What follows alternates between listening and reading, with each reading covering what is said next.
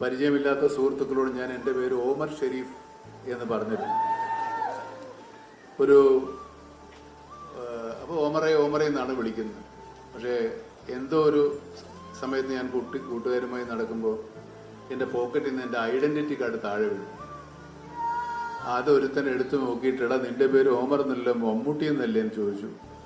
അന്ന് മുതലാണ് ഞാൻ എൻ്റെ സുഹൃത്തുക്കളുടെ ഇടയിലും ഇപ്പോൾ നിങ്ങളുടെ ഇടയിലും മമ്മൂട്ടി എന്നറിയപ്പെടുന്നത്. പക്ഷേ പലരും ചോദിച്ചു ആരാണ് ആ മമ്മൂട്ടി എന്ന് പേരിട്ട ആളെന്ന്.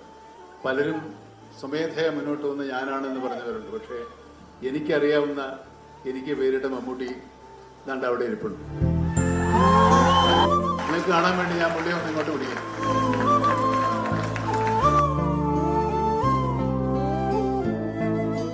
അദ്ദേഹത്തിൻ്റെ പേര് ശശിധരൻ എന്നാണ്.